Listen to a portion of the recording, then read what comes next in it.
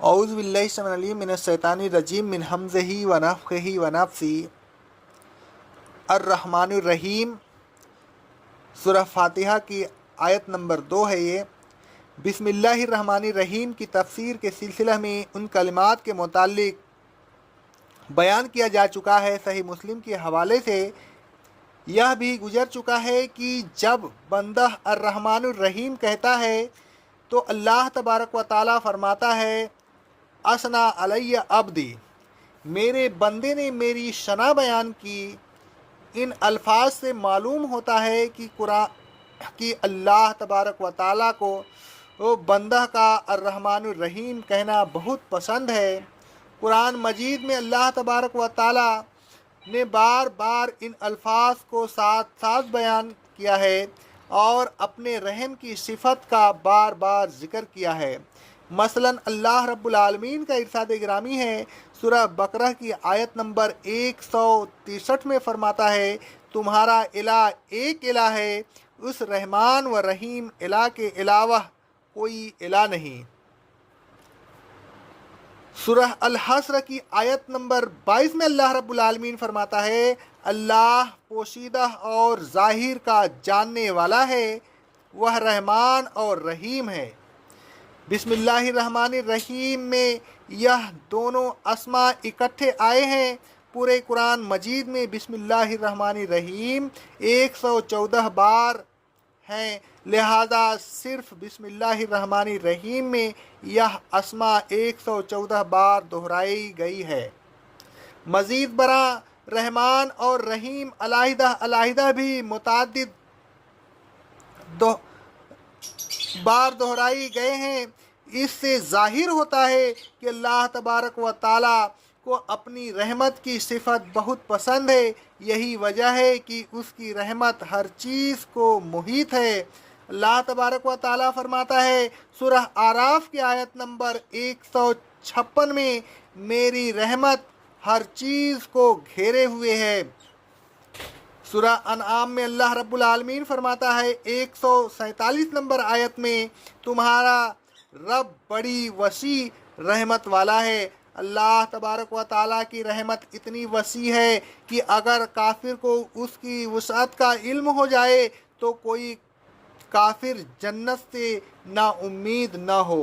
رسول اللہ صلی اللہ علیہ وسلم فرماتے ہیں، صحیح مسلم کی حدیث ہے، اگر کافر کو یہ معلوم ہو جائے کہ اللہ کے پاس کتنی رحمت ہے تو کوئی بھی اللہ کی جنت سے نا امید نہ ہو۔ رسول اللہ صلی اللہ علیہ وسلم فرماتے ہیں، صحیح بخاری اور صحیح مسلم کی حدیث ہے، جب اللہ نے مخلوقات کو پیدا کیا تو اپنے پاس عرش پر یہ لکھ دیا بے شک میری رحمت میری غضب پر سبقت لے گئی۔ کتنا مہربان ہے اللہ کہ اس کی رحمت سبقت کرتی ہے اور فوراً اپنا غضب نازل نہیں کرتا۔ رحم و کرم کی صفت کا مظاہرہ کرتے ہوئے درگزر سے کام لیتا ہے۔ اللہ رب العالمین کا ارشاد گرامی ہے، سورہ انعام کی آیت نمبر 12 میں اللہ نے اپنے نفس پر رحمت کو لازم کر لیا ہے۔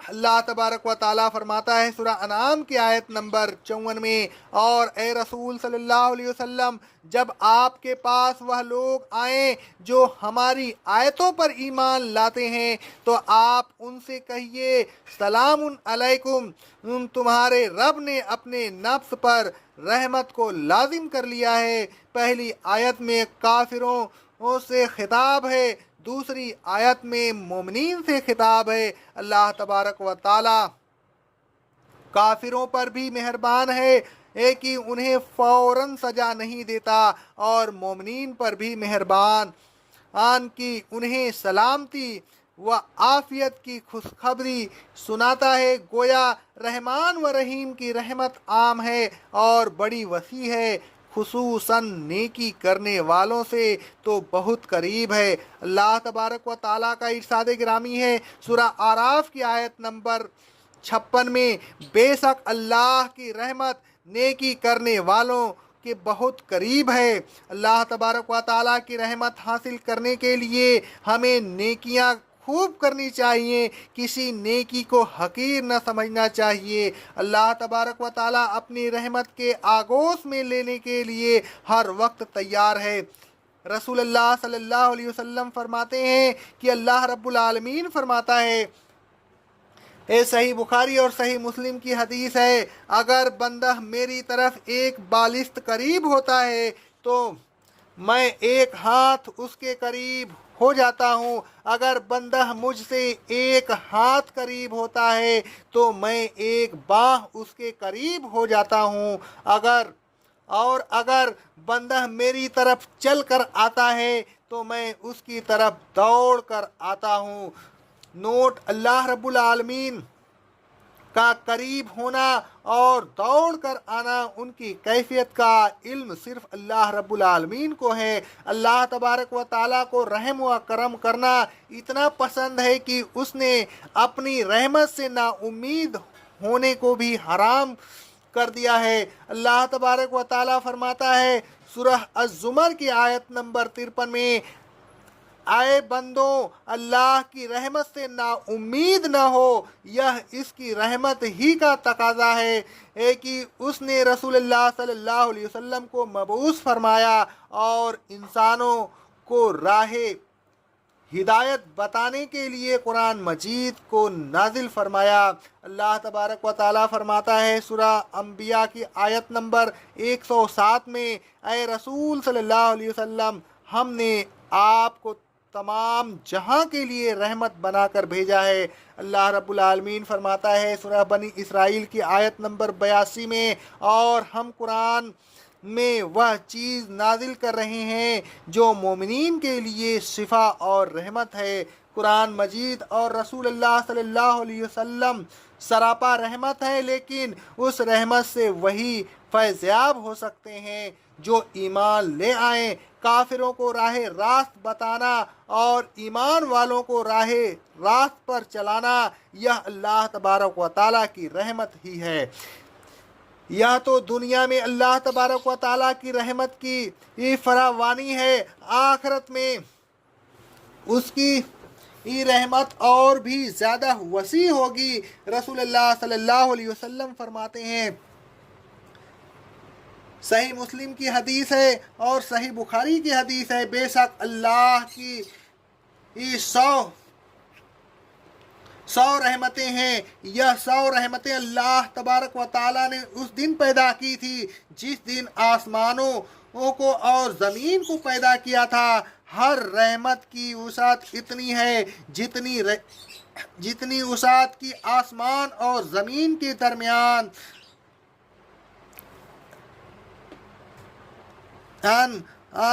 خلا میں ہے۔ ان 100 رحمتوں میں سے اللہ نے جن و انس، مویشی اور کیڑے مکوڑوں میں ایک رحمت نازل فرمائی ہے۔ اسی ایک رحمت کی بدولت جنات، انسان اور حیوان ایک دوسرے پر مہربانی و رحم کرتے ہیں، اور اسی کی وجہ سے وحشی جانور تک اپنے بچوں پر رحم و کرم کرتے ہیں۔ 99 رحمتوں اللہ نے اپنے پاس روک لی ہے، ان رحمتوں میں وہ ایک رحمت ملا کر پورے 100 رحمتوں سے اللہ قیامت کے دن اپنے بندوں پر رحم فرمائے گا۔ ایسے رحمان اور رحیم اللہ سے بھلا ہم کس طرح نا امید ہو سکتے ہیں؟ ہمیں امید ہے کہ وہ قیامت کے روز ہم گنہگار بندوں پر رحم و کرم فرمائے گا۔ رب ورحم وانت خیر الراحمین۔ اللہ تبارک و تعالیٰ کی بے پایا رحمت کا اندازہ لگانے کے لیے مندرجہ ذیل حدیث کا ملاحظہ فرمائیے۔ حضرت عمر رضی اللہ تعالیٰ عنہ فرماتے ہیں، صحیح بخاری اور صحیح مسلم کی حدیث ہے، رسول اللہ صلی اللہ علیہ وسلم کے پاس کچھ قیدی لائے گئے، ان قیدیوں میں ایک عورت اپنے بچہ کو تلاش کرتی تھی، جب کوئی بچہ اسے مل جاتا تو اسے وہ گود میں لے لیتی، اپنے پیٹ سے چمٹا لیتی اور اسے دودھ پلاتی تھی۔ رسول اللہ صلی اللہ علیہ وسلم نے فرمایا، کیا تم سمجھتے ہو کہ یہ عورت اپنے بچہ کو آگ میں ڈال دے گی؟ ہم نے کہا، اللہ کی قسم وہ ایسا نہیں کرے گی، اگرچہ وہ اسے آگ میں ڈالنے کی قدرت رکھتی ہے۔ رسول اللہ صلی اللہ علیہ وسلم نے فرمایا، جتنی مہربان یہ عورت اپنے بچہ پر ہے، اس سے زیادہ مہربان اللہ اپنے بندوں پر ہے۔ جب کوئی ماں اپنے بچہ کو آگ میں نہیں ڈال سکتی تو یہ کیسے ممکن ہے کہ وہ رحمان و رحیم اللہ جو ماں سے زیادہ اپنے بندوں پر مہربان ہے، اپنے بندوں کو دوزخ میں ڈالے۔ ہمیں اس رحمان و رحیم سے حسن ظن اور اچھی امید رکھنی چاہیے۔ رسول اللہ صلی اللہ علیہ وسلم فرماتے ہیں، صحیح بخاری اور صحیح مسلم کی حدیث ہے، اللہ تبارک و تعالیٰ فرماتا ہے، میں اپنے بندوں کے اس کے گمان کے قریب ہوں جو وہ میرے متعلق رکھتا ہے۔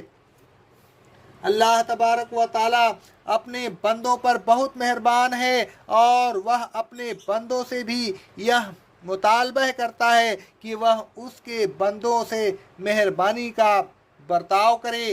رسول اللہ صلی اللہ علیہ وسلم فرماتے ہیں، صحیح بخاری اور صحیح مسلم کی حدیث ہے، اللہ تبارک و تعالیٰ اپنے رحم کرنے والے بندوں پر رحم کرتا ہے۔ رسول اللہ صلی اللہ علیہ وسلم فرماتے ہیں، صحیح بخاری کی حدیث ہے، جو رحم نہیں کرتا اس پر رحم نہیں کیا جاتا۔ رسول اللہ صلی اللہ علیہ وسلم فرماتے ہیں، روایت ترمذی کی حدیث ہے، سند صحیح سے، رحم کرنے والوں پر رحمان رحم فرماتا ہے، لہذا اے لوگوں تم ان پر رحم کرو جو زمین میں ہیں، جو آسمان میں ہے وہ تم پر رحم فرمائے گا۔ اے لوگوں اپنے رحمان و رحیم مالک سے نا امید نہ ہو، نیکیاں کر کے اور اس کے بندوں پر رحم کر کے اس کی رحمت کو حاصل کرنے کی کوشش کیجیے۔ اقول قولی ھذا، استغفر اللہ، استغفر اللہ، استغفر اللہ۔